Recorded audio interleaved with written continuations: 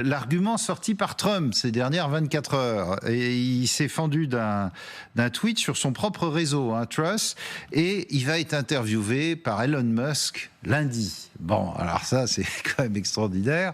Qu'est-ce que vous en pensez, Nicole Bacharan? Qu'est-ce que ça peut apporter? Est-ce que c'est important? Je ne sais pas comment vous posez la question. Oui, on a deux personnages, Trump et Musk, qui sont quand même très, très difficiles à saisir. Il y a une quinzaine de jours, Elon Musk a dit qu'il allait contribuer à hauteur de 45 millions de dollars par mois à la campagne de Trump. Donc c'est une ambition très nette d'acheter une élection. Il n'est pas sûr qu'il donne suite là-dessus, mais on a un alignement que l'on peut quand même qualifier à l'extrême droite. On voit le rôle de Elon Musk avec les émeutes en Grande-Bretagne à l'heure actuelle, sa présence aux côtés de Donald Trump qui démontre ça. C'est quand même, ce sont vraiment les extrêmes. Ouais. Et puis, il traite Kamala Harris de communiste, hein. Tant qu'à faire. Mais voilà, c'est vrai que si on regarde par exemple le programme, non plutôt la carrière de Tim Walz en tant que gouverneur, pour les États-Unis, c'est franchement à gauche. Quand Trump dit ce sont des gauchistes, c'est pas faux sur l'éventail politique américain. Mais si on le ramène vers l'Europe, c'est vraiment un social-démocrate classique, tant sur l'économie que sur le social.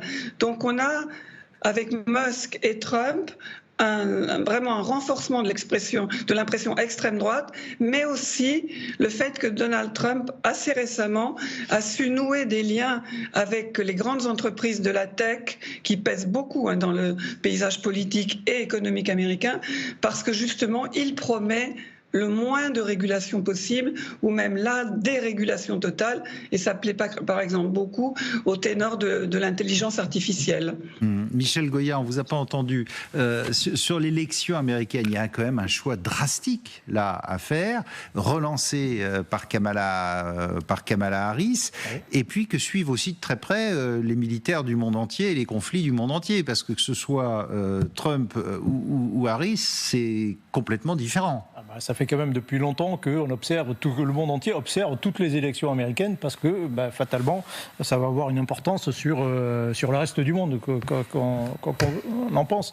Moi, Elon Musk, ça me fait penser à Henry Ford dans les années 20-30, pro-nazi, pour le coup très extrême droite, et qui influait très, très largement sur la politique. Alors juste un mot, vous savez que moi je regarde beaucoup les parieurs, ce que disent. Il y a les intentions de vote, toujours très intéressant, mais il y a aussi les parieurs, les bookmakers. C'est pas 12 personnes qui sont dans une salle qui disent, non, c'est des centaines, voire des millions de gens qui parient, c'est des millions d'Américains qui disent comment ils voient l'élection, froidement, sans dire les intentions. Bon. Et ce qui est très intéressant, c'est que le 20 juillet, par exemple, en gros, faire simple, les Américains estimaient que Trump avait 70% de chances de gagner. Donc juste avant que Biden ne sorte. Exactement. Et Biden était à 25%. Donc ce qui était intéressant, c'est quand on remonte avant, le vrai tournant, ça a été le débat de juin.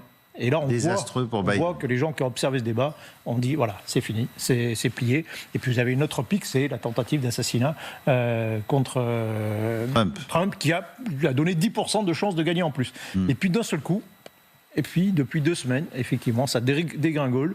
Et il perd en gros 2% de chances de gagner parmi tous ces millions de gens qui observent par jour. Ah oui. On en est à combien là aujourd'hui? Donc pour l'instant, on est à 50-50.